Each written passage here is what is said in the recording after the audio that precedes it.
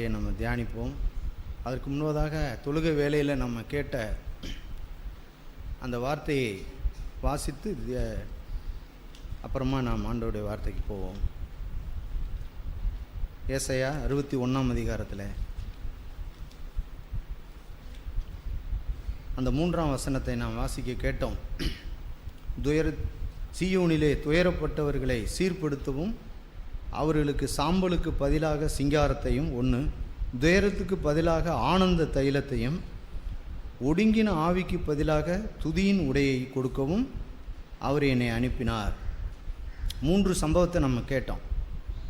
இதை பார்த்திங்கன்னா, இதை நம்ம வாசிக்கும்போது நமக்கு என்ன மனதில் எழும்பும் அப்படின்னு சொன்னால், நான் ரொம்ப கஷ்டப்படுறேன், அதாவது பணம் இல்லாமல் கஷ்டப்படுறேன், அல்லது என்னுடைய தேவைக்கு தேவையான நேரத்தில் எனக்கு எதுவும் கிடைக்க மாட்டேங்குது, அல்லது படிப்பில் கூட நான் கஷ்டப்படுறேன், என் வாழ்க்கையில் ஒரு பொருளாதார ஆசீர்வாதமே குறைவிட்டு இருக்குது, வியாதி இருக்குது, எத்தனையோ பிரச்சனைகள் மூலமாய் நான் போகிறேன்.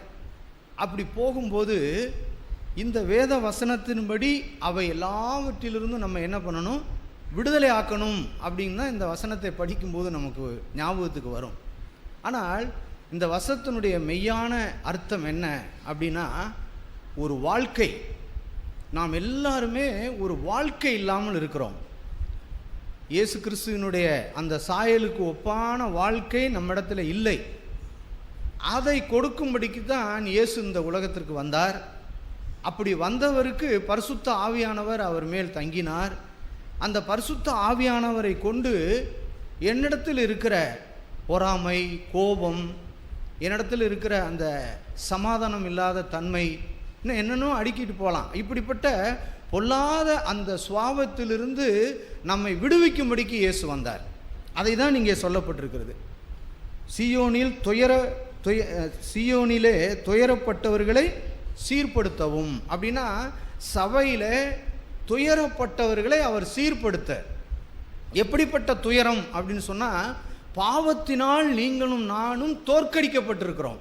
நல்ல கவனிங்க, பாவத்தினால் நீங்களும் நானும் தோற்கடிக்கப்பட்டிருக்கிறோம். தினந்தோறும் நாம் பணத்தின் மேல் இருக்கிற அந்த மனப்பான்மை நமக்கு தோல்வியை கொண்டு வருகிறது. தினந்தோறும் கண்களின் இச்சையில் ஒரு தோல்வியை நமக்கு கொண்டு வருகிறது. பொருளாசையில் நமக்கு ஒரு தோல்வி. இப்படிப்பட்ட அநேக சூழ்நிலையிலே நாம் துயரப்பட்டவர்களாய், இங்கே வாசிக்கிறது போல ஒரு துயரம் நமக்குள்ளே இருக்கிறது. இப்படிப்பட்ட துயரத்திலிருந்து தான் ஆண்டவர் என்ன சொல்றாருன்னா, அது ஒரு சாம்பல் அப்படின்னு சொல்கிறார். இந்த பாவம்லாம் என்ன? சாம்பல். இதை அவர் சொல்லி கொண்டு இருக்கும்போதே என் மனதில் ஒரு வேத வசனம் ஞாபகம் வந்தது. என்ன தெரியுமா? பழைய உடன்படிக்கையில் நீங்கள் வாசித்தீர்கள் என்றால், அங்கே உபவாசிக்கும் போது சாம்பலை அள்ளி தூவி கொண்டார்கள் அப்படின்னு எழுதியிருக்கோம். சாம்பலை அள்ளி போட்டு கொண்டார்கள் அப்படின்னு எழுதியிருக்கோம். அதனுடைய அர்த்தம் என்ன அப்படின்னா, சாம்பல்ங்கிறது ஒரு மிகப்பெரிய பாவம். பாவத்தினுடைய விளைவு தான் சாம்பல்னு காமிக்குது. இப்படிப்பட்ட அந்த சாபம், அந்த பாவத்திலிருந்து நம்மை விடுவிக்கும்படிக்கு தான் இயேசு வந்தார். அப்போ அந்த பழைய உடன்படிக்கையில் பாவத்தை குறித்து ஒரு தீர்க்க தரிசனம் சொல்லுவார். யோனாவை போல, அல்லது எரேமியாவை போல, ஏசாயாவை போல, எசேக்கியலை போல ஒரு பாவத்தை குறித்து ஒரு தீர்க்க தரிசனம் உரைப்பார்கள். உரைத்த உடனே ஜனங்கள் உடனே விழிப்பாகி, ஓ, இப்படிப்பட்ட ஒரு பாவத்திற்கு நேராக நாம் போய்விட்டோம், இப்போ இதற்கு என்ன விமோசனம் அப்படின்னா, பழைய உடன்படிக்கையில் உபவாசம் தான் அதிகமான விமோசனம். அவர்கள் உபவாசித்து தேவனை தேடுவார்கள். அப்பொழுது ராஜாக்கள் கூட அந்த சாம்பலை அள்ளி மேலே போட்டுக்கொள்வார்கள். இப்படிப்பட்ட சூழ்நிலையில் அன்றைக்கு அவர்கள் அந்த உபவாசம் பண்ணி தேவனிடத்தில் போகும்போது ஒரு பெரிய மனம் திரும்புதல் ஏற்படும். அந்த சாம்பலுக்கு பதிலாக அதுவரைக்கும் வருத்தப்பட்டு பாரம் சுமந்து கொண்டு இருந்தவர்கள் இப்பொழுது அந்த வருத்தப்பட்டு பாரம் சுமப்பதிலிருந்து விடுதலை ஆகி இப்போ எந்த இடத்துக்கு வருவார்கள்னா, சிங்காரமான இடத்திற்கு வருகிறார்கள். அவர்கள் உள்ளத்திலே ஒரு சமாதானம், அவர்கள் உள்ளத்திலே ஒரு இளைப்பாறுதல், ஒரு மகிமையான காரியங்களை தேவன் நமக்கு கொடுக்கிறது தான் இங்கே நமக்கு காட்டுகிறது. இதை தான் இன்றைக்கு கிறிஸ்தவம் தப்பாய் போதிக்கிறார்கள். தப்பாய் போதிக்கிறார்கள். ஜனங்களிடத்தில் வாங்க, உங்களுக்கு சாம்பலுக்கு பதிலாக சிங்காரங்கிறதுக்கு பதிலாக உங்களுக்கு காசு இல்லாமைக்கு பதிலாக காசை கொடுக்கிறேன் அப்படின்னு சொல்கிறாங்க. சமீபத்தில் ஒரு வீடியோ ஒன்று பார்த்தேன். அதில் பார்த்தீங்கன்னா மிகப்பெரிய திரள் கூட்டம், பிரபலமான பிரசங்கியார்கள், பெங்களூரில் பிரபலமான பிரசங்கியார்கள் என்ன செய்கிறாங்க அப்படின்னு சொன்னால் ஒரு கூட்டம் நடத்துகிறார்கள். அந்த கூட்டத்தில் ஒரு பிசாசு பிடித்து அல்லது வாழ்க்கையில் ஒரு வித்தியாசமாக இருந்த மனுஷன் இயேசு கிறிஸ்துவை குறித்து கேள்விப்பட்டு அவன் ரட்சிக்கப்படுகிறான். எங்கேயோ ஒரு இடத்துல ரட்சிக்கப்படுகிறான். அவன் பார்ப்பதற்கு ஆளு ஜஞ்சாவாக இருக்கான். அவனை அந்த ஊழியக்காரர் கூட்டத்தில் அவர்கள் சேர்த்து கொண்டு என்ன செய்கிறார்கள் அப்படின்னா, ஒரு பெரிய தீர்க்கதரிசி ஒருத்தர் இருக்கிறார்னு வெளிநாட்டுகளிலிருந்து ஒரு தீர்க்கதரிசி அழைத்து அவர் பேசுகிறார். இப்பொழுது உங்கள் பரிசிலே பணம் வருகிறது அப்படின்னு அவர் பேசுகிறார். இங்கே அந்த குறிப்பிட்ட மனிதனை காமிச்சு உன் பரிசிலே பணம் வருகிறது அப்படின்னோடனே அவன் எடுத்து பரிசு திறந்து பார்க்குறான், உள்ள பணம் இருக்கு. மற்ற எல்லாரும் அப்படின்னு பார்க்குறாங்க. அவன் யார்? சோடிக்கப்பட்ட ஒரு மனிதன். நான் சொல்ல புரியுதா அவங்களுக்கு? சோடிக்கப்பட்ட ஒரு மனிதன்.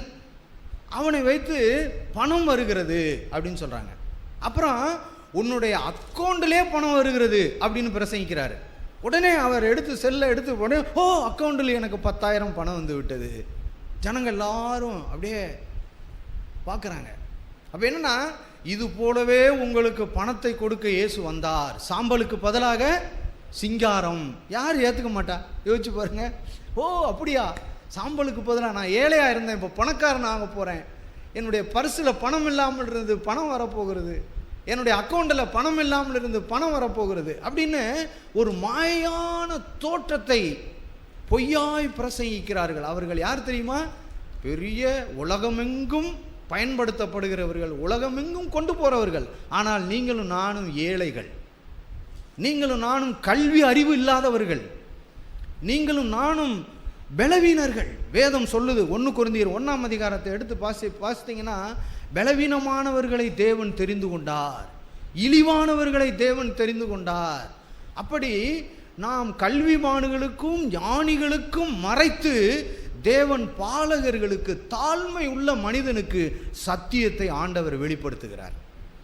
நீங்கள் மட்டும் தாழ்மை உள்ளவர்களாக இருந்தீங்கன்னா இந்த சத்தியத்தை விளங்கி கொண்டு அற்புதமான ஒரு வாழ்க்கையை கொடுக்க இயேசு வந்தார்.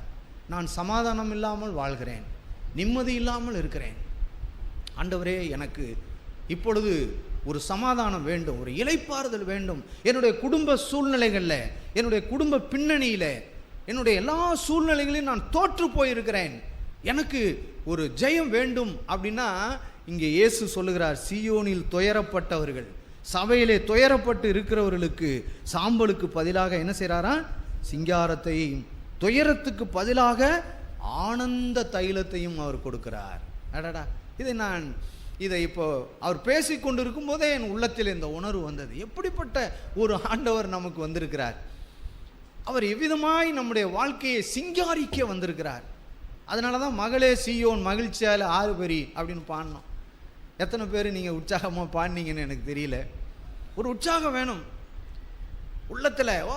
ஆமாம், நான் இப்படி இருந்தேன், இப்போ நான் ஆர்ப்பரிப்பேன், என்னுடைய கவலைகள், என்னுடைய தண்டனைகள் எல்லாவற்றையும் அவர் நீக்கி விட்டார் அப்படின்னு நம்முடைய உள்ளத்தின் ஆழத்திலிருந்து இப்படிப்பட்ட ஒரு அற்புதமான சந்தோஷத்தை நீங்களும் நானும் அனுபவிக்கணும். பிரியமானவர்களே, வீட்டில் போய் தொடர்ந்து படித்து பாருங்கள். இந்த 1, 2, 3 வசனங்கள் அற்புதமான ஒரு வசனங்கள். கடந்த வாரத்தில் இந்த வசனம் அவ்வளோ வெளிச்சமாக இருந்தது. கர்த்தருடைய ஆவியானவர் என்மேல் தங்கி இருக்கிறார் அப்படின்னோடனே நமக்கு ஆண்டவர் என்ன போதிக்கிறார் தெரியுமா?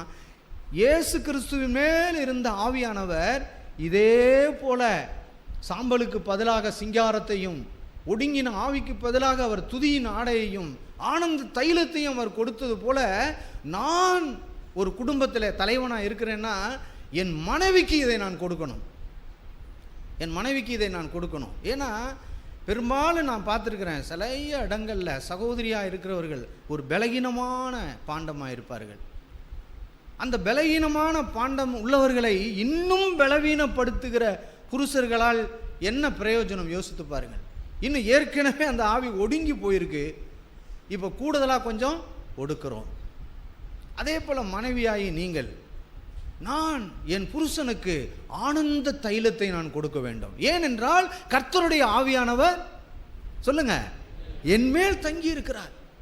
அப்படி என்னால் என் மனைவிக்கோ அல்லது என்னுடைய சபையில் இருக்கிற ஒரு சகோதரனுக்கோ நான் அப்படிப்பட்ட ஒரு ஆனந்த தைலத்தை, அவர்கள் சாம்பலுக்கு பதிலாக நான் சிங்காரத்தை கொடுக்காமல் இருப்பேன் என்று சொன்னால் என் மேல் கர்த்தருடைய ஆவியானவர் தங்கி இல்லை. சாம்பல், ஏற்கனவே அவர் சாம்பலாக இருப்பார். இந்த ஆவி இல்லாதவர்கள் அவரோட சேர்ந்த ஒருபாடு ஏற்கனவே கொஞ்சம் கொஞ்சம் எம்சாண்டை போல இருக்கும். உதாரணமாக சொல்லலாம், எப்படி இருக்கும்? எம்சாண்டை போல அவர் இருக்கிறார். அதை நினச்சி நல்லா கல்லை வச்சு கட்டிடலாம் அப்படின்னு இருக்காரு. இவர் போய் அவர்கிட்ட பேசணுன்னா அவர் பீசாண்டாயிடுறாரு, ரொம்ப நைஸாக போயிடுறாரு. அதை பூசுகிற கொத்தனார்கள்லாம் இது சரியில்லையா, இது ரொம்ப நைஸாக போயிட்டு இதில் கொஞ்சம் எம்சாண்டை சேர்க்கணியா அப்படிங்கிறாங்க. இது நடந்த சம்பவத்தை சொல்கிறேன். அதே போல் ஒரு சகோதரன் ஒரு சகோதரனை பார்க்கும் போது அந்த எம்சாண்டு சகோதரனை எம்சாண்டாவே வைக்கணும். அப்போ என்ன அதனுடைய அர்த்தம் அப்படின்னு சொன்னால், அவன் ஏற்கனவே அவன் சாம்பலாக இருக்கிறான், இப்போ கூட நீங்களும் போய் அந்த மனுஷனை சாம்பலாக்கக்கூடாது. ஏதோ ஒரு கேள்விப்படுறீங்க, ஏதோ ஒரு காரியம் நமக்குள்ளே ஒரு வித்தியாசமான சம்பவம் ஏற்படுது, அதை கேட்ட உடனே நீங்கள் போய் அவங்கள இன்னும் கூடுதலாக இடித்து போட்டு இன்னும் கூடுதலாக அவங்களுக்கு எதையோ ஒன்று சொல்லி அவங்கள கொலாப்ஸ் பண்ணுகிற அந்த ஒரு இடம் நமக்கு இருக்கும்னா நம்மளே நம்ம நிதானிக்கணும். என் மேல் யார் இல்லை? கர்த்தருடைய ஆவியானவர் என் மேல் தங்கி இல்லை. எவ்வளோ நேச்சுரலாக இருக்குது பாருங்கள். கர்த்தருடைய ஆவியானவர் இயேசு கிறிஸ்துவின் மேல் இருந்ததனால் எவ்வளோ பெரிய காரியத்தை செய்திருக்கிறார். அதனால் இந்த நாளில் நீங்கள் வேதத்தை படிக்கும்போது இந்த கவனம் எப்படி வரணும்னா, எனக்கு ஒரு வாழ்க்கை இருக்கா அப்படின்னு படிக்கணும். எப்படி ஒரு விவசாயி நிலத்தில் ஒரு நெல்லை தூவி அது வளர்ந்து அது பயிராகி அது காய் காய்த்து அது பலனை கொடுக்கும்போது அவன் எண்ணத்தில் என்ன வருது? இதன் நிமித்தம் எனக்கு எவ்வளவு பணம் வரும், நான் இந்த 6 மாதம் அல்லது 3 மாதம் நான் கஷ்டப்பட்டிருக்கேன் இந்த வயலில், எவ்வளவு எனக்கு பணம் வரும் அப்படிங்கிற ஒரு எண்ணம் இருக்க. தப்பு கிடையாது நான் சொல்கிறது. அப்படிப்பட்ட ஒரு எண்ணம் நமக்குள்ளே இருக்குது பாருங்க. அதே போலவே இந்த வேத வசனங்களை நாம் படிக்கும்போது எனக்குரிய வாழ்க்கை எங்கே இருக்கிறது? இதுக்குள்ளே எனக்குரிய வாழ்க்கை எது? ஆண்டவரே எனக்கு காட்டுங்க அப்படின்னு வாழ்க்கை வாழ்க்கை வாழ்க்கைன்னு தான் வேதத்தையே நம்ம வாசிக்கணும் ஒவ்வொருத்தரும். அப்படி நம்ம வாசிச்சிட்டோம்னா உண்மையிலே இந்த வேத வசனம் நம்ம வாழ்க்கையில் மிகப்பெரிய ஒரு உயிர்மீழ்ச்சியை நமக்கு கொண்டு வரும், ஒரு உயிர்மீழ்ச்சியை கொண்டு வரும். கடந்த வெள்ளிக்கிழமையில் கேட்டது போல உயிர்த்தெழுந்த ஆண்டவர் நம்முடைய உள்ளங்களிலே அவர் உயிர்த்தெழுவார். ஆகையினால் இந்த நாளில் உங்கள் ஒவ்வொருவருக்கும் நான் சொல்லுகிறேன், பொய்யான தோற்றமுள்ள எத்தனையோ பிரசங்கங்கள் எத்தனையோ பார்க்குறோம், யூடியூப்பில் பார்க்கும்போது சகிக்க முடியவில்லை. அவ்வளோ மோசமாய் ஜனங்களுக்கு பொய்யான சுவிசேஷத்தை சொல்லி அவர்களை எல்லாரையும் மாற்றி வைத்திருக்கிறார்கள். அவர்கள் வாழ்க்கை சீர்கெட்டு இருக்கிறது. 2 பொண்டாட்டி வைத்திருக்கிறார்கள், அல்லது அவர்கள் லஞ்சம் வாங்குகிறார்கள், அல்லது என்னென்னமோ செய்கிறார்கள். சமீபத்தில் ஒரு சாட்சி கூட கேட்டேன். ஒருத்தர் சொல்கிறாரு, அவர் ஒரு குறிப்பிட்ட பணத்தை கொண்டு காணிக்கை கொடுத்துருக்கிறார். அதை அந்த ஊழியக்கார் சரி இது என்னென்னு விசாரிப்போம்னு விசாரிச்சிருக்கார். ஏதோ 1 லட்சம்னு வச்சுக்கோங்களேன், 1 லட்சம் கொடுக்குறார். அதை விசாரிக்கும்போது, அண்ணா இந்த மாதிரி ஒரு காரியத்தை நான் செஞ்சேன், அது நிமித்தம் இந்த 1 லட்சம் எனக்கு கிடச்சிச்சு, அதை தான் நான் கொண்டாந்து காணிக்கையாக கொடுக்குறேன் அப்படின்னு சொல்கிறாரு. அப்போ அவர் எடுத்துகிட்டு போய் அந்த பணத்தை, லஞ்சம் வாங்கின பணம் என்ன கிடையாது, கர்த்தருக்கு காணிக்கை கிடையாது, எடுத்துகிட்டு போயான்னு சொல்லிட்டாரு. சொன்னவர் அடுத்து சொல்கிறாரு பாருங்க, அதே மனுஷன் ரிட்டையர்ட் ஆகிறாரு. ஒரு நாள் ரிட்டையர்ட் ஆனதுலேருந்து ஒரு குறிப்பிட்ட தொகையை கொண்டாந்து கொடுக்குறாரு. அதை அப்படியே வாங்கி பைக்குள்ளே வச்சுக்கிட்டார். சொல்கிறாரு, முதல்ல அப்படி வந்துச்சு வாங்கலை, இப்போ இப்படி வந்துச்சு வாங்கலைன்னு. நானும் அந்த என்ன சொல்லுவேன்னு மனக்கற்பனை பண்ணேன். எடுத்துக்கிட்டு ஓடியா அந்த இடத்த விட்டு. என்ன செய்ய ஏற்கனவே இல்லை லஞ்சம் வாங்கினவன், நீ மனம் திரும்பியிருக்கியா? அல்ல நீ லஞ்சம் வாங்கின பணத்தெல்லாம் திருப்பி கொடுத்துருக்கியா சகைவை போல? நீ ஒரு துரோகி, நீ உன் பணத்தை எடுத்துக்கொண்டு ஓடு அப்படின்னு சொல்லுவோம். ஆனால் சொன்ன பிரசங்கி பெரிய ஸ்தாபனத்தின் தலைவர், பெரிய ஆளு, அதை சொல்றாரு. ஏன் அப்படின்னு சொன்னா, அவர்கள் அந்த சூழ்நிலையில் பணத்தின் மேல் இருக்கிற அந்த பற்று பாசம் அவர்களுக்கு அது அவர்களை விட்டு போகவில்லை என்று தான் சொல்ல வேண்டும். ஆகினால் இந்த நாளில் நமக்கு நேர்த்தியான நல்ல சுவிசேஷத்தை ஆண்டவர் நம்முடைய மூத்த சகோதரர்கள் மூலமாய் நமக்கு கிடைக்கப்பட்டிருக்கிறது. நான் இன்றைக்கு சந்தோஷமாக இருப்பதற்கு ஒரு காரணம், இன்றைய வரைக்கும் நம்முடைய மூத்த சகோதரனுக்கு நான் நன்றி உள்ளவனாய் அவருக்காக ஜெபிக்கிற காரணம் என்ன தெரியுமா? அவரிடத்திலிருந்து புறப்பட்டு வந்த அந்த ஜீவ தண்ணீர் என் உள்ளத்திலே பாய்ந்து எனக்குள் இருக்கிற கேவலமான அந்த வாழ்க்கையை, மோசமான அந்த வாழ்க்கையை என்னை திசை திருப்பி இருக்கிறதை நான் பார்த்திருக்கிறேன். என்னுடைய கிறிஸ்தவ வாழ்க்கையில் எத்தனையோ பேரை நான் சந்தித்திருக்கிறேன். பிரசங்கியார்களை, பெரிய பெரிய ஆட்களை சந்தித்திருக்கிறேன். பெரிய பெரிய கூட்டங்களுக்கெல்லாம் போயிருக்கிறேன். அங்கே சோத்துக்காக அடிச்சுக்குவாங்க தெரியுமா? சோத்துக்காக அடிச்சுக்குவாங்க, ஒரு சைக்கிளுக்காக அடிச்சுக்குவாங்க, ஒரு ட்ரம்முக்காக அடிச்சுக்குவாங்க. எவ்வளவோ மோசமான இந்த கிறிஸ்தவ உலகத்தில் உங்களுக்கும் எனக்கும் கடைமடையாக இருக்கிற இந்த திருத்துறைப்பூண்டியில் ஒரு அற்புதமான சுவிசேஷத்தை ஆண்டவர் நமக்கு கொடுத்திருக்கிறார். ஒரு அல்லேலூயா சொல்லுவோமா? ஆமாம், சொல்லணும். ஆண்டவர் அப்படிப்பட்ட காரியங்களை செய்திருக்கிறார். ஆகையினால் எங்கே தடுமாறும் போதெல்லாம் ஆண்டவருடைய சத்தம் நம்முடைய மூத்த சகோதரர்கள் மூலமாய் நமக்கு கேட்கிறது. தடுமாறும் போது ஏய் அப்படின்னு ஒரு சவுண்டு வருது. ஆவியானவர் அவங்க மூலமாக நமக்கு பேசுகிறாங்க. வழி இதுவே, இதில் நட, தவறான வழியில் போயிடாத, அந்த இடத்துக்கு போயிடாத அப்படின்னு நம்ம எச்சரித்து நமக்கு புத்தி சொல்லுகிற ஒரு அற்புதமான ஒரு வாழ்க்கையை ஆண்டவர் நமக்கு கொடுத்துருக்கிறார் பிரியமானவர்கள். அதனால் இந்த நாளில் நீங்கள் நானும் சந்தோஷம் உள்ளவர்களை, ஆண்டவரே இப்படிப்பட்ட ஒரு வாழ்க்கையை நான் அனுபவிக்கணும் ஆண்டவரே, என் வாழ்க்கை இப்படி மாறணும், என் வாழ்க்கை ஆனந்த தைலத்தினால் நான் மாறணும். இந்த வார்த்தை எங்கே எழுதியிருக்கிறது? எபிரேயரில் இருக்கு. அவர் நீதியை விரும்பி அக்கிரமத்தை வெறுத்ததுனால் அவருக்கு ஆனந்த தைலத்தை கொடுத்தாராம். நம்ம இங்கே இதை பிரசங்கிக்கிற ஆளுங்க என்ன எடுக்கிறாங்க? நீ எப்பொழுதும் சந்தோஷமாக இருப்ப, கைத்தட்டு கைத்தட்டு கைத்தட்டுனா அவன் போய் பார்த்தா பயங்கர அலங்கோலமாக இருக்கு. ஏன்னா அவன் நீதி செய்யலை, அக்கிரமத்தை வெறுக்கலை, அவன் வாழ்க்கை சீர்கட்டு இருக்கு. எப்படி ஆனந்த தைலம் அவனுக்குள்ளே வரும்? வேணா அங்கே பாட்டு பாடி, மியூசிக் போட்டு நல்லா பாட்டு பாடி ஒரு மாதிரி பரவசப்படுத்தி மணிக்கணக்கில் உற்சாகப்படுத்தி ஆத்தும வல்லமையில் ஜனங்களை எழுப்பி விடுவார்கள். ஆனால் வீட்டுக்கு போன உடனே அவர்கள் வாழ்க்கை மாறி விடுகிறது. இன்றைக்கு நாம் அப்படி போய்விடக்கூடாதுன்னு தான் வசனத்தின் உண்மையான அந்த வெளிச்சத்தை ஆண்டவர் நம்மிடத்தில் பேசுகிறார். ஆகையினால் இந்த நாளில் நீங்கள் எச்சரிப்பாக இருங்கள். ஆண்டவரே இந்த மாதிரி வாழ்க்கை எனக்கு தாங்கன்னு சொல்லுங்கள். முக்கியமான ஒரு வசனத்தை இந்த நாளில் உங்களோடு பேசணும்னு எடுத்தேன். 2 கொரிந்தியர் 5ஆம் அதிகாரத்தில் நாம் வாசிப்போம். 2 கொரிந்தியர் 5ஆம் அதிகாரம் பக்கம் 248 9ஆம் வசனத்திலிருந்து நான் வாசிக்கிறேன்.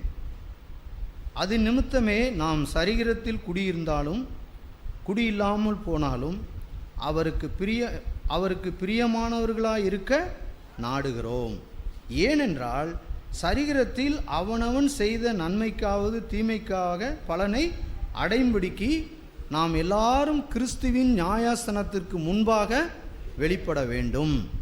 அப்படி இருக்கிறதுனால ஆகையால் கர்த்தருக்கு பயப்படத்தக்கது என்று அறிந்து, அப்படின்னா பவுல் கர்த்தருக்கு பயப்படுகிற காரியம் என்னது என்பதை அவர் அறிந்ததினால் மனுஷருக்கு புத்தி சொல்லுகிறோம், தேவனுக்கு முன்பாக வெளியரங்கமாயிருக்கிறோம், உங்கள் மனசாட்சிக்கும் வெளியரங்கமாயிருக்கிறோம் என்று நம்புகிறேன் அப்படின்னு சொல்கிறார். இந்த வசனத்தை கவனித்து பாருங்கள். 3 வசனங்கள்லையும் ஒரு ஜீவன் இருக்கிறது. அந்த ஜீவன் என்ன அப்படின்னு சொன்னால், நான் சொன்னது போல் ஒரு வாழ்க்கை. நாம் இந்த பூமியின் நாட்களில் இப்படி நாம் முதல்ல சொன்னது போல் ஒரு வாழ்க்கை நமக்குள்ளே உண்டாகாமல், நமக்குள்ளே அது பிரதிபலிக்காமல் நாம் எப்பொழுதுமே ஒரு முறுமுறுக்கிறவர்களாய், ஒரு குறை சொல்லுகிறவர்களாய். கடந்த வாரத்தில் ஒரு அற்புதமான ஒரு ஜீவனை நம்ம மத்தியில் வந்த சகோதரர் ஜேஸ்தாஸ் மூலமாய் நான் பெற்றேன். அந்த மீட்டிங் முடிஞ்சு காரில் வந்துக்கிட்டு இருக்கும்போது ஒரு இடத்துல டீ குடித்தோம் எல்லாரும். அப்போ ஒரு ஓரமாக இருந்த டீ கடை, அந்த டீ கடையில் ரெண்டு பேர் மன்னார்குடிக்காரவங்க நாங்களும் ஒரே இடத்துல நிறுத்தி டீ குடித்தோம். அப்போ அந்த டீ கடையில் போய் ஐயா டீ இருக்கா அப்படின்னு கேட்டபோது இருக்குது அப்படின்னாரு. சரி, நம்ம கொஞ்ச நாள் பார்த்தா எங்கள் ஒரு 10 பேர் கூட்டத்தை பார்த்தோன்னே டக்குன்னு கொஞ்சம் பாலை ஊற்றி அவர் எரிக்கிறார்.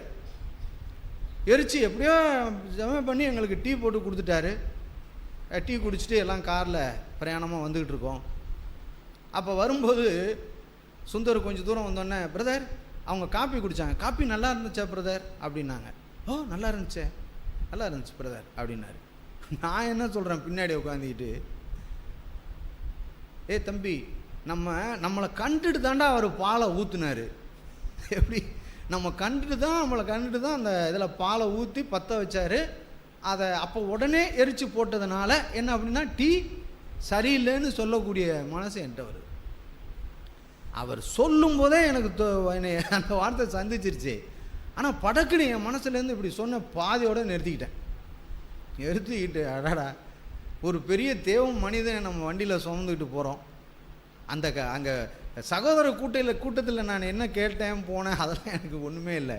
இந்த ஒரே ஒரு வார்த்தையை அந்த சனிக்கிழமையிலேருந்து இன்னைக்கு காலையில் வரைக்கும் நான் சிந்தித்து கொண்டிருக்கிறேன். அந்த காப்பி நல்லா இருக்குது, நல்லா இல்லை. ஆனால் அவர் சொன்ன பதில் என்ன?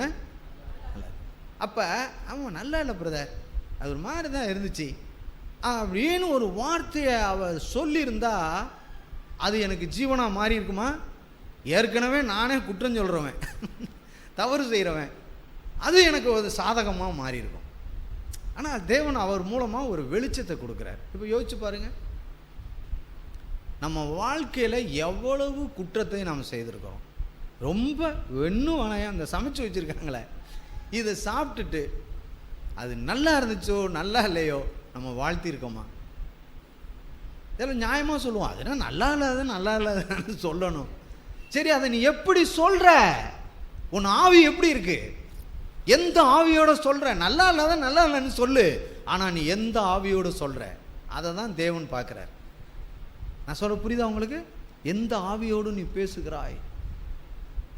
ஏன் என்று சொன்னால், இங்கேயே நீ அதை குறித்து நியாயம் தீர்க்கவில்லை என்றால், இங்கேயே நீ குறை சொல்லுகிற குற்றம் சொல்லுகிறதிலிருந்து நீ விலகவில்லை என்றால் என்ன நடக்கும் அப்படின்னா, இங்கே எழுதியிருக்கு, அவனவன் செய்த நன்மைக்காவது தீமைக்காவது தக்க பலனை அடையும்படிக்கு நாம் எல்லாரும் கிறிஸ்துவின் நியாயசனத்துக்கு முன்பாக நிற்க வேண்டும். பின்னாடி உட்கார்ந்திருக்கிற சகோதரிகளே, கவனமாய் நீங்கள் கேளுங்கள். நம்மோடு ஆண்டவர் பேசுகிறார். தூற்றுக்கூடே அவர் கையில் இருந்து நம்மிடத்தில் இருக்கிற பதறையெல்லாம் அவர் நீக்க பிரயாசப்படுகிறார். எவ்வளவு நல்ல ஆண்டவர். நம்ம சில நேரம் நம்ம பிள்ளைங்க செய்கிற தப்பை பார்த்துட்டு போட கண்டித்து இது ஒரு தருதலை, இதை திருத்த முடியாது, போ என்ன வேணாலும் நீ பண்ணிட்டு போ. அம்மா கொஞ்சம் கெஞ்சுவாங்க, ஏங்க அப்படி பேசாதீங்க, பிள்ளைய அப்படி பேசாதீங்க, பேசாம வாய மூடு, இது அதுக்கிட்ட எவ்வளோ நாளாக நான் போராடுறது நடந்திருக்கா நிறைய. ஆனால் நம்ம ஆண்டவர் அப்படி தருதலைன்னு சொல்ல மாட்டார், மோசம்னு சொல்ல மாட்டார். அவர் தூற்றுக்கூடிய கொண்டாந்து காமிப்பார், தூக்கி போடுவார். தம்பி நித்தீஷ் உங்களோட ஒரு கூடையில் தூக்கி போடுறாருன்னு வச்சுக்கோங்க, சொல்லட்டி எடுப்பார். சொல்லட்டி எடுத்தால் நீங்கள் என்ன ஆயிடுவீங்க அப்படின்னா, உங்களுக்குள்ளே இருக்கிற பதரெல்லாம் அப்படியே கப்புன்னு வந்து விழுந்துடும். அதை அப்படியே அள்ளி அக்கினியில் போட்டுருவார். அந்த பதரை எடுத்து எங்கே சேர்ப்பார்? களஞ்சியத்தில் சேர்ப்பார். ஆனால் உங்கள் அப்பா அப்படி செய்ய மாட்டார். நீங்கள் ஏற்கனவே பதர், நான் சொன்னது ஏற்கனவே சாம்பல், கடுமையாக சாம்பலாக இருந்துக்கிட்டு இருக்கீங்க, வீட்டில் கீழ்ப்படியில் என்னென்னமோ செஞ்சுக்கிட்டு இருக்கீங்க, ஒன்றும் பண்ணலை, சாம்பல் வாட்டா குச்சை. அவன் 15 வயசாக இருந்தானே வெளுத்து வாங்குவார். ஒருத்தர் அப்படி தான் எனக்கு தெரிஞ்சு, ஐயோ அவன் 15-16 வயசு பையனை பிடிச்சி வெளுன்னு வெளுத்து உடம்பெல்லாம் இயேசு அந்த படத்தில் பார்ப்போம்னா முதுகில் கீர்னது மாதிரி கீர்ந்து விட்டார். பார்த்தா இன்னைய வரைக்கும் அப்படின்ட்டு இருக்கிறான். ஏன்? ஏற்கனவே அவன் சாம்பல்.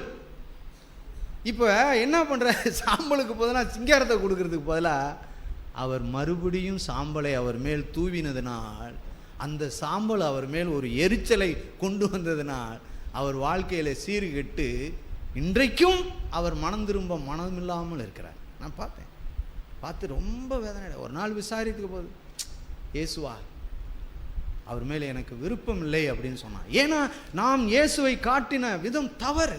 பெற்றோர்கள் நீங்கள் உணரணும், நீங்கள் இயேசுவை உங்கள் பிள்ளைகளுக்கு எப்படி காட்டுகிறீர்கள் அதை பொறுத்து தான் நம்ம பிள்ளைகள் மனம் திரும்பி வரணும். இப்போ இருக்கிற சின்ன பிள்ளைங்கள்லாம், இந்த இருக்கிற தம்பிங்க எல்லாரும் அப்படி வரணும்.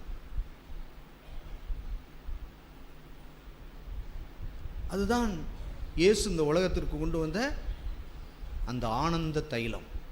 அந்த ஆனந்த தைலம். அப்புறம் அவர் எனக்கு ஒரு ஆனந்த தைலத்தை கொடுத்துட்டு போயிட்டார். பார்த்தீங்களா? நான் சொன்ன விளங்குச்சா உங்களுக்கு? ஜேசாஸ் பிரதர் எனக்கு ஒரு ஆனந்த தைலத்தை கொடுத்துட்டு போயிட்டார்.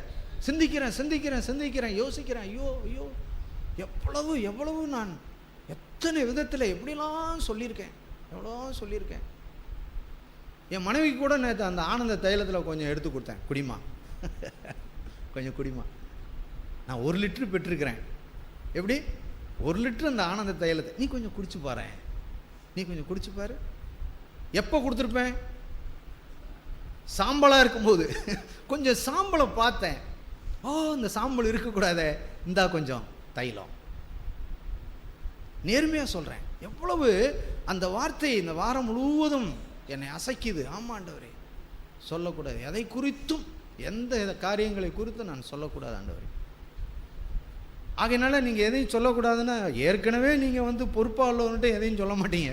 ஏதாச்சும் ஒன்று நடந்து போச்சுன்னா, அப்பா பிரதர்கிட்ட சொல்லிடக்கூடாதுடா, பிரதர்கிட்ட சொல்லிடக்கூடாது அப்படின்னு போட்டு பொத்தி கித்தி மறைச்சி, அவர் ஏற்கனவே சாம்பலாக இருந்தவர் யாரும் அவளுக்கு சாம்பலாக கொடுக்காமலே அவர் மோசமான சாம்பலாக மாறிடுவாங்க.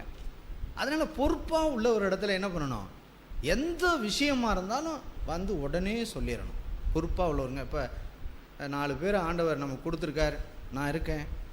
உங்களிடத்தில் எந்த காரியம், ஒரு குடும்பத்தில் ஒரு பிரச்சனையை கேள்விப்படுறீங்க, ஒரு வாலிப பிள்ளைகள் உடனே அவங்கள கூப்பிட்டு ஒரு ஃபோன் அடித்து, பிரதர் இது மாதிரி எங்கள் வீட்டில் காரியம் எப்படி இருக்குது, நீங்கள் வாங்க. அப்பா அவர்கிட்ட அவர் வருவார், வீட்டுக்கு வருவார். வீட்டுக்கு அங்கே உள்ள சூழ்நிலையெல்லாம் அப்படியே கேட்பார். பிள்ளைகளை, வாலிப தம்பியை கேட்பார், பெற்றோர்களை கேட்பார். கேட்டு பார்த்துட்டு தவறு முறை யார் மேலே இருக்கும்? கரெக்டாக சொல்லுங்கள். பெற்றோர் மேலே இருக்கும். தலைவர் அப்படிங்களா? பெற்றோர் மேலே இருக்கும். பிள்ளைங்க நல்ல பிள்ளைங்க, அது நல்லா தான் இருக்கும். உடனே அவர் சொல்லுவார், பெற்றோர்களை கடிந்து கொள்வார். நீங்கள் சரியில்லை, நீங்கள் மனம் திரும்புங்க, இப்படியெல்லாம் பிள்ளைகளை இப்படி செல்லம் கொடுக்காதீங்க. நேற்று கூட ஒரு பையனுக்கு நான் ஃபோன் பண்ணும்போது சொன்னேன், டேய் உன் மகனுக்கு நீ கொடுத்த செல்லம் தாண்டா இன்னைக்கு மோசமான இடத்துக்கு போயிட்டான் தம்பி. ஆமாப்பா, ஆமாம் பிரதர், நீங்கள் சொல்கிறது கரெக்டு பிரதர், கரெக்டு. செல்லம் கொடுக்கக்கூடாது. கர்த்தருடைய அந்த அனுக்கிரகம் அப்படின்னு எழுதியிருக்கு. அந்த அனுக்கிரகத்தை நம்முடைய பிள்ளைகளுக்கு கொடுக்கணும். அப்போ அந்த சூழ்நிலைகளில் நான் உணரணும், ஆண்டவரே நான் தான் தவறு செஞ்சிட்டேன், பிரதர் சொல்கிறது கரெக்டு அப்படின்னு ஓடி போய் ஆண்டவர்கிட்ட மனம் திரும்பணும். தேவனே எனக்கு உதவி செய்யுங்க. நான் நேர்மையாக சொல்கிறேன், என்னுடைய பிள்ளைகளை குறித்து தவறான கருத்துக்களோ அல்லது ஒரு காரியங்களோ எனக்கு சொன்னால், இதுவரைக்கும் நேர்மையாக சொன்ன யார் மேலே எனக்கு தவறே, அவங்களை நான் பகைச்சதே கிடையாது. ஏன் என்று சொன்னால், நான் அறியாததை, நான் தெரியாததை எனக்கு அவர்கள் சொல்லுகிறார்கள். அதை வைத்து நான் என் பிள்ளையை என்னால் கண்டிக்க முடியும், திருத்த முடியும். ஏன் அப்படின்னா, அவன் மாம்சத்தில் இருக்கான், அவன் பலவீனன், அவன் கண்டிப்பாக தவறுவதற்கு வாய்ப்பு இருக்குது. சில பெற்றோர் என்ன தெரியுமா சொல்லுவாங்க, அதெல்லாம் என் மகனா, அவன் யார் தெரியுமா, சிங்கம் அப்படிம்பாங்க. சிங்கம் தான் 10 பேரை கடிச்சு விட்டு வந்திருக்கோம். நாங்கள் எங்கள் வீட்டில் சிங்கம் விளையாடுவோம். அது கதையை சொன்னால் பெருசாக இருக்கும், வேணாம். என் மகன் அப்படி புலி, போக்கு, வறுத்து, யானை போயின்னுட்டு கடைசியாக தும்பிக்கையில் ஒட்டே எழுப்பு 4 பேரை இழுத்து நேற்று ஒருத்தர் சாட்சியை கேட்டேன். அவர் ரட்சிக்கப்படாத இருக்கிறப்ப அடி பின்னி எடுத்துருக்காரு. ஒரு பஸ்ஸில் அடித்தா அவன் ஓடிப்பட்டான், இறங்கி பஸ்ஸை விட்டு ஓடி, பஸ்ஸை ஒரு இடத்துல கிடக்கு. மோசமான, அவங்க அப்பா போய் கேளுங்க, உங்கள் பிள்ளை நல்ல பிள்ளை, என் பிள்ளை அப்படி. ஏன் அந்த ப்ரிஸ்டேஜ் சொல்லிவிடக்கூடாது. அப்போ அவனா அதுதான் அடிச்சிட்டான். ஆமாம், அவன் 10-15 பேரை அடித்து இழுத்து விட்டு நொறுக்கியிருப்பான். யாரோ ஒரு பையனை ஏதோ ஓங்கி இப்படி அரைஞ்சானா, எப்படிங்க ஒரு பையனை ஓங்கி அரைஞ்சான் அப்படின்னா ஏதோ அது ஒன்றுமே இல்லாத மாதிரி ஆக்கிவிடுவோம் நம்ம. இல்லை கேள்விப்பட்டோமா, இங்கே இருக்கிற பிள்ளைங்களாம் கங்க, பாப்பா தம்பி நீங்கள் தவறான ஒரு வழியில் போனால் உங்களை கண்டிக்கிற, உங்களுக்கு புத்தி சொல்கிற உங்களுடைய அப்பா அம்மா. அடுத்தது நான் சொன்னது போல், நம்ம மனம் திரும்புகிற அந்த இருதயம் நமக்கு வந்துருச்சு அப்படின்னா, நம்ம பிள்ளை ஆட்டோமேட்டிக்காக மனம் திரும்பிடுவான். தெரியுமா? என்னிடத்தில் ஆண்டவர் ஒரு முறை பேசின ஞாபகம் இருக்குது. என்ன தெரியுமா? நான் என் மகளுக்காக நான் பாரப்பட்டு ஜெபிக்கும்போது ஆண்டவர் என்னிடத்துல சொன்னார். எத்தனையோ முறை வித்தியாசமாக பேசியிருக்கார். அன்றைக்கி சொன்னார், ஏய் நீ எத்தனை மணி நேரம் ஜெபம் பண்ணாலும் இந்த ஜெபம் எடுபடாதுன்னாரு. என்னையா அது இப்படி சொல்கிறாரு? பிள்ளைக்காக பாரப்பட்டு நான் ஜெபிக்கணுமே, அந்த ஜெபத்தின் நிமித்தம் ஆண்டவர் என் பிள்ளைக்கு ஒரு விடுதலையை கொடுக்கணுமே அப்படின்லாம் நான் ஜெபிக்கிறேன் அப்படின்னா, செல்லாது தம்பி அப்படின்ட்டாரு. ஏன் நீ கள்ள நோட்டை கொண்டு வந்து கொடுக்குறாய்? என்ன ஆண்டவரே கள்ள நோட்டை கொடுக்குறேன்னா எப்படி அது அப்படின்னா, வசனத்தை காமிக்கிறார். நீ முதல்ல மனம் திரும்பு. நீ என்ன செய்ய? நீ முதல்ல மனம் திரும்பு. உன்னிடத்துல பண ஆசை இருக்கிறது, உன்னிடத்துல கண்களின் நிச்சயம் இருக்கிறது, உன்னிடத்துல மற்றவர் மேல் பொறாமையாக இருக்கிறாய், நீ மற்றவர்களை நேசிக்காமல் இருக்கிறாய் அப்படின்னு ஆண்டவர் என்னிடத்துல பேசினார். இது பல வருடங்களுக்கு முன்னாடி நான் சொல்கிறேன். என்ன தெரியுமா நான் செஞ்சேன்? ஆமாம் ஆண்டவரே, என் பிள்ளைகள் அவன் சரியில்லை, அவன் மனம் திரும்பலை அப்படின்னு நான் வந்தேன். இல்லை, நான் மனம் திரும்புகிறேன் ஆண்டவரே. என் பிள்ளைகள் பரிசுத்தமாக்கும்படிக்கு என்னை நானே நான் பரிசுத்தமாக்குறேன் ஆண்டவரே. நான் அதிலிருந்து மனம் திரும்புகிறேன். அன்னைக்கு என்னை திருப்பினேன். ஆண்டவரே, இப்போ நீங்கள் சொன்ன பாவம் எல்லாத்தையும் நான் எடுத்துக்கொண்டு நான் உங்களிடத்தில் வருவேன் அப்படின்னு. அப்படிப்பட்ட பாவங்களுக்கெல்லாம் இன்னைக்கு காலையில் வரைக்கும் நான் தேவனை தேடி இருக்கிறேன். பிரியமான தேவனை தேடி இருக்கிறேன். ஏனென்றால் நான் வீழ்ச்சியுற்ற மாம்சத்தில் இருக்கிறேன். ஆதாமினுடைய அந்த வழியிலே வந்தவன் நான். எப்பொழுதும் நான் பணத்தில் விழுந்து விட முடியும், எப்பொழுதும் நான் கண்களின் இச்சையில் விழுந்து விட முடியும், எப்பொழுதும் நான் தோற்று போக முடியும் ஆண்டவரே அப்படின்னு சொல்லி ஒவ்வொரு நாளும் இந்த பர்சனலான அந்தரங்கத்தில் செய்யக்கூடிய பொல்லாத பாவத்திற்கு விரோதமாய் நான் என் ஆண்டவரிடத்தில் சொல்லி போராடி தேவனிடத்தில் போயிருக்கிறேன். பிரியமானவர்களே, அப்படி போனதுனால ஏதோ கொஞ்சம் கொஞ்சம் ஒரு முன் ருசியை, கொஞ்சம் கொஞ்சம் அப்படிப்பட்ட பாவத்திலிருந்து ஒரு விடுதலையை அவர் கொடுத்ததை நான் உணர்ந்திருக்கிறேன். எனக்குள்ள இருந்த சாம்பலுக்கு பதிலாக அவர் சிங்காரத்தை கொடுத்ததை நான் பார்த்திருக்கிறேன். இதுதான் கிறிஸ்தவ வாழ்க்கை. நம்மகிட்ட பணம் இல்லாமல் இருக்கலாம், நம்ம இடத்துல சொத்து சுகம் இல்லாமல் எதுவும் இல்லாமல் இருக்கலாம், அல்லது நமக்கு போதுமானது எதுவும் இல்லாமல் இருக்கலாம், என்னிடத்துல வியாதி இருக்கலாம். எது இருந்தாலும் எனக்கு கவலை இல்லை. ஆனால் இயேசு என்னிடத்திலும் என் வீட்டிலும் இல்லாததான் நான் கவலை உள்ளவனாக இருக்க வேண்டும். பிரியமானவர்களே, இப்படிப்பட்ட ஒரு அற்புதமான ஒரு வாழ்க்கையை ஆண்டவர் கொண்டு வந்தார். அதுதான் இங்கே சொல்கிறாரு. நீ இந்த பூமியிலே வாழும்போது நம்ம என்னென்னா எதை நம்மளாய் சுதந்திரிக்கிறதல்ல, நாம் அவரிடத்தில் போகிறோம். ஆண்டவரே, இந்த வாழ்க்கையை நான் கேட்டேன், கோபப்படாத ஒரு வாழ்க்கையை குறித்து கேட்டேன், கண்களின் இச்சை இல்லாத ஒரு வாழ்க்கையை குறித்து நான் கேட்டேன். ஆண்டவரே, நான் பொறாமைப்படாத ஒரு வாழ்க்கையை குறித்து கேட்டேன். பொறாமை அப்படின்னா ஒரு முறை எனக்கு ஞாபகம் வருகிறது. என் மகன் அவன் பிஇ படித்து அவனுடைய சம்பாத்தியம் வெறும் 6000. நான் சொல்லியிருக்கேன், ஞாபகம் இல்லை, பல வருடங்களுக்கு முன்னாடி. ஆனால் சாதாரணமாக ஒரு டிப்ளமோ படித்த பையன் 3 லட்சம் சம்பாதிக்கிறான் அப்படின்னு கேட்ட உடனே எப்படி இருந்திருக்குன்னு நினைக்கிறீங்க? ஏற்கனவே சாம்பல் உள்ள கிடக்கு. அந்த சொன்ன பார்ட்டி சாம்பலை பூன்னு ஊதி விட்டுச்சு. அப்படியே எப்படி நான் சொல்கிற புரியுதா உங்களுக்கு? இதாக இருக்கா, காமெடியாக இருக்கா? பூன்னு ஊதுன சாம்பல் அப்படியே பறந்து வந்துச்சு பாருங்கள். முழுவதும் அப்படியே சாம்பல். அப்படியே வீட்டுக்கு வரேன், மயக்கத்தில் வரேன். 6000 3 லட்சம், 6000 3 லட்சம், 6000 3 லட்சம். பிஇ டிப்ளமோ 6000 3 லட்சம் வரேன். வந்துட்டு அப்புறம் வந்தேன், எங்கள் வீட்டில் சோத்தை போட்டு கொடுத்தாங்க. ஏதோ சொல்கிறேன், அந்த நேரம் நடந்த சம்பவம் பல வருடங்கள். நான் சொல்கிறதெல்லாம் ஒரு 15 வருடம் இருக்கும். அப்போ நாங்கள் அந்த விட்டிகட்டியில் ஒரு வீட்டில் குடியிருந்தோம். அதில் ஒரு சின்ன ஒரு இது மாதிரி இருக்கும், ஒரு இது இப்போ நடந்து போகிறதுக்கு பீரோல் இதெல்லாம் வைக்கிறது. போய் இப்படி முழங்கால் போட்டேன் பாருங்க. ஆண்டவர் என்னை சந்தித்தார். பிரியமான மறக்க முடியாத ஒரு நிகழ்ச்சி, மறக்க முடியாத நிகழ்ச்சி. பயங்கரமாக ஆண்டவரேன்னு அவரிடத்துல கத்தும்போது என் உள்ளத்தில் இருக்கிற பண ஆசை, பொறாமை, அந்த தம்பி மேலே இருந்த அந்த பொறாமை எண்ணங்களை அவர் காட்டும்போது, இயேசுவே என்னை ரட்சியும், எவ்வளவு மோசமான மனிதனாக இருக்கிறேன் ஆண்டவரே, எனக்கு உதவி செய்யுங்க அப்படின்னு அந்த நாளில் நான் செய்த ஜபத்திற்கு, ஆண்டவரை கேட்டதற்கு அந்த சாம்பலுக்கு பதிலாக சிங்காரத்தை ஆண்டவர் கொடுத்திருக்கிறார். ஹல்லேலூயா. இதுதான் தேவனுடைய செயல். ஆகையினால் அந்த ஒரு சூழ்நிலையிலிருந்து நான் வெற்றி பெற்றேன், ஜெயத்தை எனக்கு கொடுத்தார் என்பதை எதனாலே அறிந்து கொண்டேன் என்றால், இன்றைக்கு என் மகன் குறைச்ச சம்பளம் சம்பாதிக்கிறான். அவன் நல்ல படிப்பு, மேல் படிப்பு வரைக்கும் போயிருக்கான். ஆனால் அவன் இருதயத்தில் குறைச்சி சம்பாதிக்கிறோம், இல்லை அதை தூக்கி எஞ்சிட்டு வெளிநாட்டுக்கு போனால் ஒரு செய்தி வந்துச்சு அவனுக்கு, அவர் படித்த படிப்புக்கு வெளிநாட்டுக்கு வந்தால் 3லேருந்து 6 வரைக்கும் சம்பாதிக்கலாம். சமீபத்தில் கேள்விப்பட்டேன். பாஸ்போர்ட்டே தூக்கி விட்டுட்டான். நான் ஆண்டவருக்கு நன்றி சொன்னேன். ஆண்டவரே, ஒரு மனிதனை விடுவிக்கும் போது என் பிள்ளையை நீர் விடுவிக்கிறீர் ஆண்டவரே. இதுதான் சத்தியம், இதுதான் சத்தியம். அருமையான சகோதரனே, சகோதரிகளே, இந்த வாழ்க்கையை கொடுக்க தான் இயேசு வந்தார். சாம்பலுக்கு பதிலாக சிங்காரத்தை கொடுக்க. இந்த நாளில் நான் உணர்வடைவோம். இல்லாவிட்டால் இந்த வசனத்தில் நான் வாசித்தது போல, 2 கொரிந்தியர் 5ஆம் அதிகாரத்தில் நான் வாசித்தது போல, அங்கே நியாயஸ்தானத்துக்கு முன்பாக நாம் நிற்க வெளிப்பட வேண்டும்.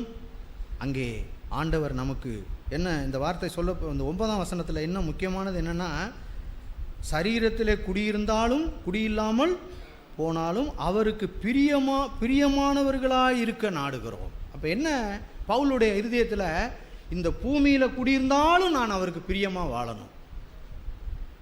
தேவனுடைய ராஜ்யத்துக்கு போனாலும் அங்கேயும் நான் என்ன செய்யணும், அவரை பிரியப்படுத்தணும். அடடா, என்ன ஆசை பாருங்க.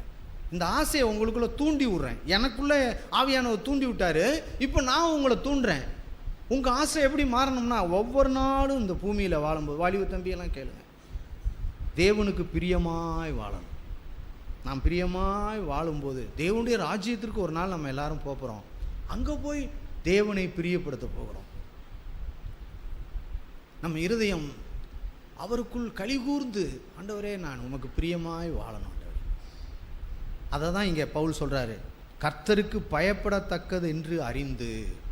கர்த்தருக்கு நான் பயப்படணும்னு என்ன அறியணும் அப்படின்னா, பணத்தின் மேல் இருக்கிற மனப்பான்மை வெங்காயத்தோலை போல உரிக்கப்பட வேண்டும் ஆண்டவரே. வெங்காயத்தோலை போல உரிக்க வேண்டும். எனக்குள் இருக்கிற பொறாமை உரிக்கப்பட வேண்டும். எப்படி இயேசுவை தோல் உரித்தது போல அந்த காட்சியை பார்க்குறோம் பார்த்தீங்களா?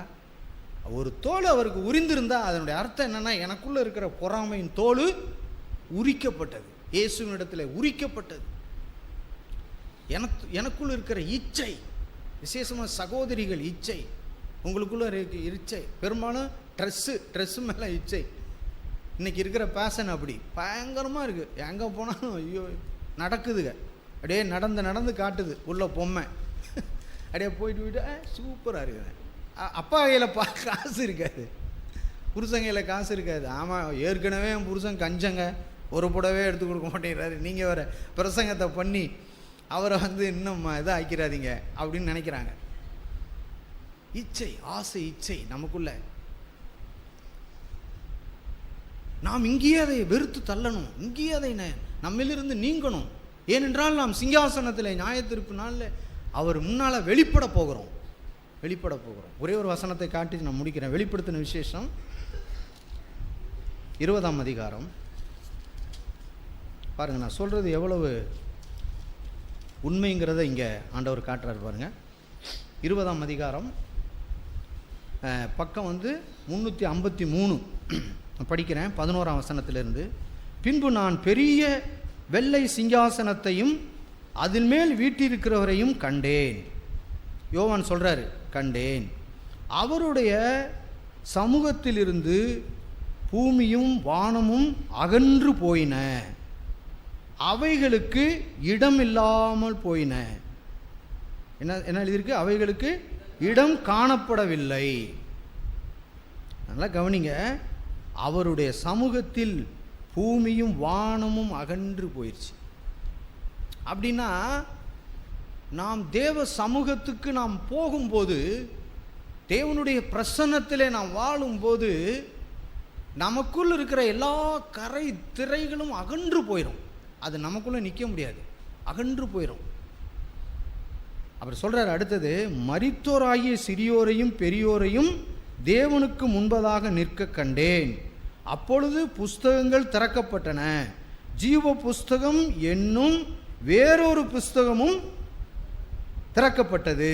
அப்பொழுது அந்த புஸ்தகங்களில் எழுதப்பட்டவைகளின் படியே மரித்தோர் தங்கள் தங்கள் கிரியைகளுக்கு தக்கதாக நியாய தீர்ப்பு அடைந்தார்கள். நல்லா கவனிங்க, ஒரு புஸ்தகம் எழுதப்பட்டுக்கிட்டே இருக்கு. நம்ம வீட்டில் சில நேரம் பேனாவை தேடுவோம், ஏதாச்சும் எழுத பேனா தேடினா, நான் அந்த அனுபவிச்சிருக்கேன். அதான் சொல்கிறேன், பாப்பா ஏதாச்சும் பேனா இருக்கா பார்த்தா பேனா எல்லாமே சில நேரம் எழுதாமல் விட்டுருக்கேன். ஆனால் ஆண்டவர் கையில் ஒரு பேனா எப்போதும் இருக்கு. நீங்கள் செய்கிற நான் செய்கிற நன்மையானாலும் தீமையானாலும் அது எழுதப்பட்டு கொண்டே இருக்கும். அந்த புஸ்தகம் சும்மா நம்ம வச்சு எழுதுகிற புஸ்தகம் மாதிரி கிடையாது, ஞாபக புஸ்தகம். அவருடைய மைண்டில் அது வந்துக்கிட்டே இருக்கும். நான் இதை குறித்து ஒரு முறை கற்பனை பண்ணி பார்த்தேன். பரலோக ராஜ்யத்தில் பல வருஷங்களை நம்ம எப்படா ஓட்டுவோம் அப்படிங்கிற மாதிரி ஒரு கற்பனை பண்ணி பார்த்தேன். அப்போ என்ன உணர்வு பெற்றேன்னா, ஒரு பெரிய டிவி இருக்கும், இந்த மாதிரி முரட்டு டிவி. இப்போ நம்ம ஒரு கூட்டம், இப்போ 5000 பேர் இருந்தால் ஒரு டிவியில் பார்க்க முடியுமா? அங்கே ஒரு டிவி, அங்கே ஒரு டிவி, அங்கே பரலோக ராஜ்யமே டிவி. போடா சகாயராஜா தட்டி விடு அப்படின்னு தட்டி விட்டா ஐயா வருவார். இந்த பூமியில் நான் நன்மை செஞ்சேனா தீமை செய்யனா வேண்டிக்கிட்டே இருக்கும். நியாய தீர்ப்பு நாள் அந்த அப்படி ஒரு கற்பனை பண்ணி பார்த்தேன்.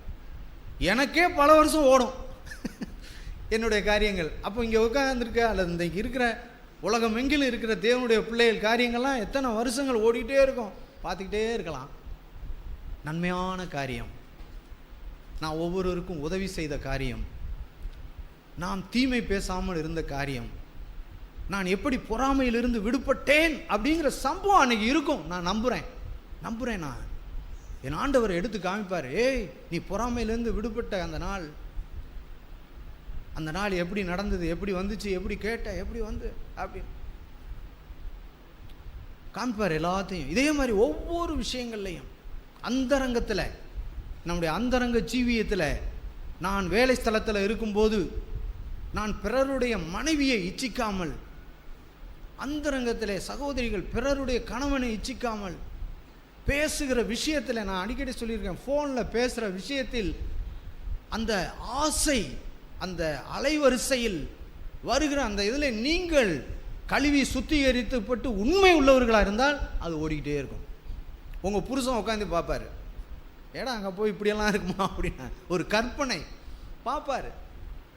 என் மனைவி இந்த பூமியில் எவ்வளோ உத்தமையாய் வாழ்ந்திருக்கிறார், என் கணவன் எவ்வளோ உத்தமனாய் வாழ்ந்திருக்கிறான். சிறு பிள்ளைகள் அப்பா அம்மாட்டேருந்து பணம் திருடுற விஷயம், அவங்க பையிலேருந்து பாக்கெட்லேருந்து பணம், நீங்கள் ஒரு 50 ரூபா எடுத்துருந்தீங்கன்னு வச்சுக்கோங்க, அவருக்கு தெரியாது நிறையா பணம் இருந்திருக்கும்.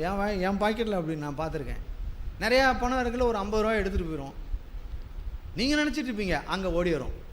என்ன, அந்த 50 ரூபா எடுத்தது ஒரு நாள் ஐயோ அப்படின்னு. அப்போ இப்போவே நம்ம மனம் திரும்ப தான் சபையில் ஆண்டவர் பேசுகிறார். ஒருவேளை இப்படிப்பட்ட விஷயம், யாருக்காவது 50 ரூபா 100 ரூபா கொடுக்க வேண்டிய விஷயம், பணத்தை செட்டில் பண்ணுற விஷயம், காரியங்கள்,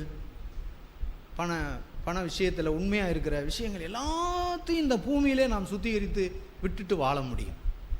ஆமென். விசுவாசிக்கிறீங்களா?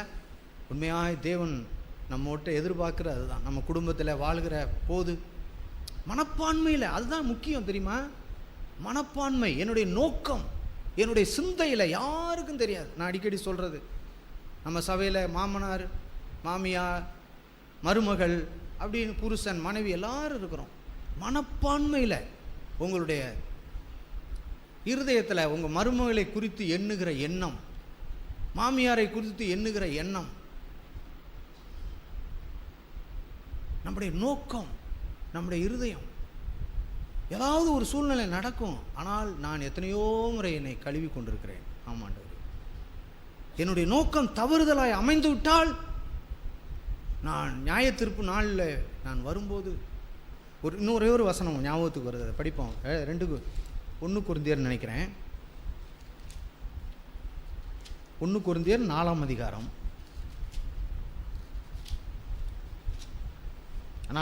1 கொரிந்தியர் 4ஆம் அதிகாரம் 5ஆம் வசனம் பாருங்கள், 229வது பக்கத்தில். ஆதலால் கர்த்தர் வருமளவும் நீங்கள் காலத்துக்கு முன்னே யாதொன்றை குறித்தும் தீர்ப்பு சொல்லாதிருங்கள்.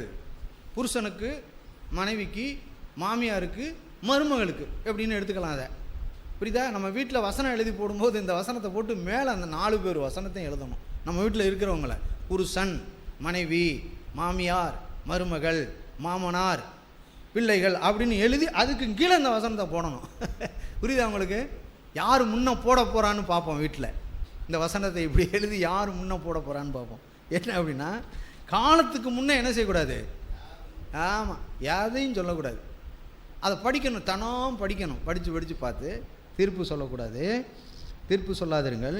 இருளில் மறைந்திருக்கிறவைகளை அவர் வெளியரங்கமாக்கி இருதயங்களின் யோசனைகளையும் வெளிப்படுத்துவார். எப்போ? அப்பொழுது அவனவனுக்குரிய புகழ்ச்சி தேவனால் உண்டாயிருக்கும். அருமையான சகோதரனே, சகோதரி, அற்புதமான ஒரு வசனம். இன்னைக்கு இருக்கிற இந்த உலகத்தில் இந்த வசனத்துக்கு கீழ்ப்படியாமல் வாழுகிறவர்கள் கோடான கோடி விசுவாசிகள் இருக்கிறாங்க. கோடான கோடி விசுவாசிகள் இருக்காங்க. ஆனால் இந்த வசனத்துக்கு கீழ்ப்படிந்து வாழுகிறவர்கள் சொற்பமான பேர்தர்கள் தான் இருக்கிறார்கள். நீங்களும் நானும் அந்த இடத்துக்கு வந்துடணும். ஆண்டவரே, நான் அந்த இடத்துக்கு வந்துடுறேன். இது ஒரு இடுக்கமான வழி, இடுக்கமான ஒரு வழி, நான் வந்துடுறேன் அப்படின்னு நீங்கள் ஆண்டவர்கிட்ட கதறுங்க. உங்கள் மாமியாருக்காக, உங்கள் மருமகளுக்காக, புருஷனுக்காக, மனைவி, தேவனே இந்த லைஃப் எனக்கு வேணும், இந்த வாழ்க்கை வேணும். நீங்கள் இந்த பூமியில் வாழ்ந்த போது இந்த வாழ்ந்த வாழ்க்கை எனக்கு வேணும் ஆண்டவரே அப்படின்னு நாம் போகும்போது அவர் சாம்பலுக்கு பதிலாக என்ன கொடுப்பாரு? சிங்காரத்தை கொடுப்பார். ஒடுங்கின ஆவிக்கு பதிலாக துதியின் உடை அவர் தருவார். ஆனந்த தைலத்தை அவர் கொடுப்பார். நம்முடைய குடும்பம், கணவன், மனைவி இயற்கைக்கு அப்பாற்பட்ட விதத்தில் வாழலாம். உங்களுக்கு சாத்தான் நீங்கள் வீட்டுக்கு போன உடனே உங்களை பயமுறுத்தலை, உங்களை தாக்க ரெடியாக இருப்பான். இந்த மாதிரி வசனத்தை கேட்டு வந்தியா பார், திடீர்னு வீட்டுக்காரர் ஒரு 500 ரூபாய் தொலைச்சிட்டு வந்துட்டாருன்னு வச்சுக்கோங்க. தொலைச்சிட்டு வந்துட்டார், வந்து கேட்பான், இந்த மாதிரி 500 ரூபா தொலைஞ்சு போச்சுடி அப்படின்னு. நீலாம் ஒரு மனுஷனாயா?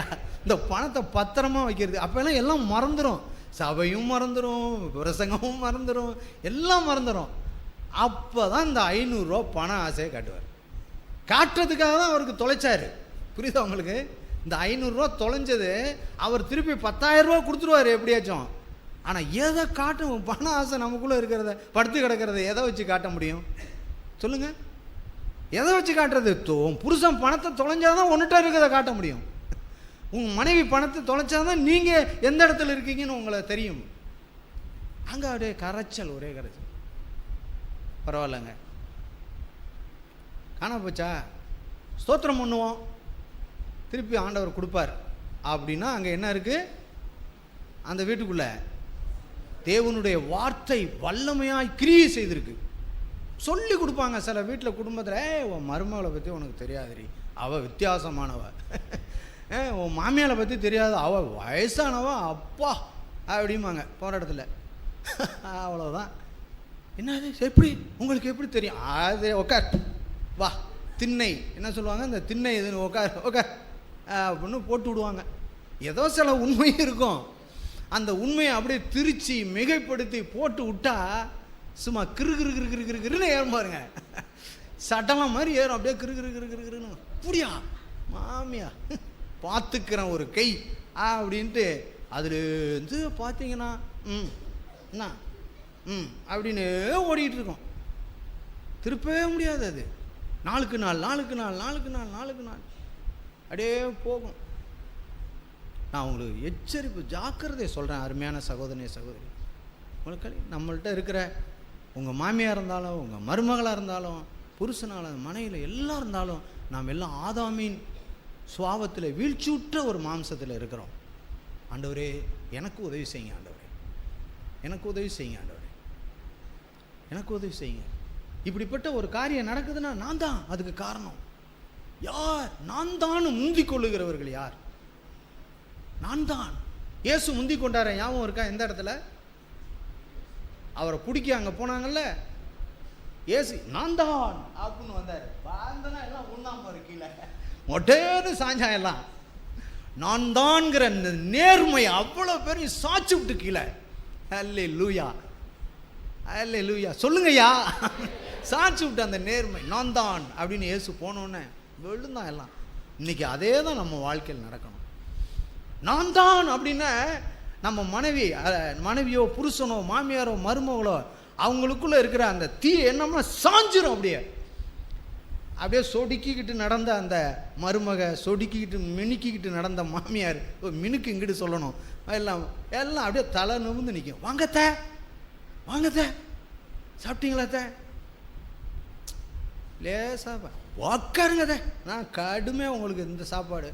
வாங்க மாமி, வாங்க மருமக, என்ன ஒரு மாதிரி இருக்கும் முகம், என்ன ஆச்சு, ஏதோ தெரியல, வா சாப்பிட்டியா, ஒழுங்காக சாப்பிட்டியா, பிள்ளைங்கெல்லாம் விசாரிப்போம். யோசேப்பை போல விசாரிப்போம், ஏன் துக்க முகமாக இருக்கேன்னு. இப்போ துக்க முகம் அவளுக்கு வரணும்யா, துக்க முகம் அவளுக்கு வரணும், அவனுக்கு வரணும், வந்தால் தான் அவனுக்கு சொரணை வரும் அப்படின்னு நம்ம காலமுறை அதை சொல்லிகிட்டு இருக்கனால ஒன்றும் நடக்காது. ஆண்டவரே எனக்குள்ளே வாங்க, நான் இப்படி பார்க்கட்டும், காரியங்கள் இப்படி சொல்லட்டும், ஆண்டவரே எனக்கு உதவி செய்யுங்க. ஒருவேளை நீங்கள் அப்படி சொல்லனாலும் உங்கள் இருதயம் தேவனிடத்தில், ஆண்டவரே என் மருமக, என் மாமியார், என்னுடைய புருஷன், மனைவி, காரியங்கள் வித்தியாசமாக இருக்குது, உதவி செய்யுங்க, அவர் என்னென்னு தெரியல, ஏதோ பலவிதமான சூழ்நிலை ஏதோ நெருங்கியிருக்கு அப்படின்னு ஒரு ஜெபிக்கிற ஆவி உள்ளவர்களாய் நான் இருப்போம்னா, நான் சொல்கிறேன், கீழ்ப்படியாத எந்த சுவாபமும் நான் தான் அப்படின்னு கீழே விழுந்துடும். இயேசு அப்படி பார்த்துட்டு ஐயோ தேடுறாங்க, இந்த பேதுருவை தள்ளி விட்டுருவோம், இவன் தான் இயேசு, யோவானை தள்ளி விட்டுருவோம், இவன் தான் சொல்லுங்கடா இயேசு நான் தான் சொல்லுங்கடா, என்ன நடக்குதுன்னு பார்ப்போம் அப்படின்னா என்ன நடந்திருக்கும் யோசிச்சு பாருங்க. எல்லாரையும் விளக்கிட்டு நான் தான். அவர் சொன்னார் ஒரு வார்த்தை, இவர்கள் எல்லாரையும் விட்டு விடுங்கள், இவர்களை விட்டுருங்க, நான் தான். சே, கண்களை மூடி ஜெபிப்போம். கேட்ட வார்த்தையை நினைவுக்கு கொண்டு வருவோம். ஆண்டவரே, நீங்கள் எங்களை நேசிக்கிறதுனால் எங்களோடு பேசுகிறீங்கப்பா, எங்களை கடிந்து கொள்கிறீங்க, எங்களை சிச்சிக்கிறீங்க, எங்கள் இருதயத்தில் மறைந்திருக்கிற அந்தரங்க பாவத்தை, அந்தரங்க ஜீவியத்தை எங்களுக்கு காட்டுறீங்க. ஆண்டவரே, நான் விசுவாசமாக இருக்கணும். நியாயத்தீர்ப்பு நாள் முடிந்த பிற்பாடு நம்ம எல்லாரும், நானும் அதை நம்புகிறேன், ஒருபோதும் நம்முடைய தீமை இங்கே குறித்து எதுவும் அங்கே இருக்காது, எல்லாம் நன்மையான காரியம்தான் இருக்கும். அந்த டிவியில் நம்முடைய நன்மையான காரியங்களை போட்டு காமிப்பார், அந்தரங்கத்தில் நம்ம எப்படியெல்லாம் உண்மையாக இருந்திருக்கிறோம் அப்படிங்கிறதான் காமிப்பார். அதனால தான் சபையில் இப்போயே பேசி நம்மளை சுத்திகரிக்கிறார். அதை மட்டும் நம்ம ஒத்துக்குவோம். நீங்கள் பயப்பட வேணாம், ஐயோ அங்கே போய் நியாயத்தீர்ப்பில் நம்ம செஞ்ச இதெல்லாம் காமிக்க போகிறாரு, அதெல்லாம் செய்ய மாட்டார். அப்படி செய்கிறவர் நம்முடைய தேவன் அல்ல. அவர் நல்ல தகப்பன், தம்முடைய பிள்ளைகளை காட்டி கொடுப்பதல்ல. ஆகையினால தான் பூமியிலே நம்மை சுத்திகரித்து நம்மை அவரை போல நம் சாயலாக மாற்றுகிறார். அவர் வரும் வரைக்கும் நம்ம மனம் திரும்பிக்கிட்டே இருப்போம். ஒருவேளை அவர் வரும்போது கூடுதலாக நம்மள்கிட்ட எதுவும் பாவம் இருந்தாலும் அதை குறித்து அக்கறையே கிடையாது, அதை குறித்து அவர் கேட்க மாட்டார். நமக்கு சொன்ன வரைக்கும், நமக்கு பேசின வரைக்கும் நம்ம சுத்திகரித்து கொண்டு வாழ்ந்தால் போதும். நம்ம அப்படி தான் தேவன் வழி நடத்த விரும்புகிறார். இங்கே இருக்கிற வாலிப தம்பிகள், வாலிப சகோதரிகள், பெரியவர்கள் யாவரும் நம்ம ஆண்டவருக்கு ஒப்பு கொடுப்போம், நம்ம அர்ப்பணிப்போம், ஜீவபலியாய் நம்ம அவரிடத்தில் ஒப்பு கொடுப்போம்.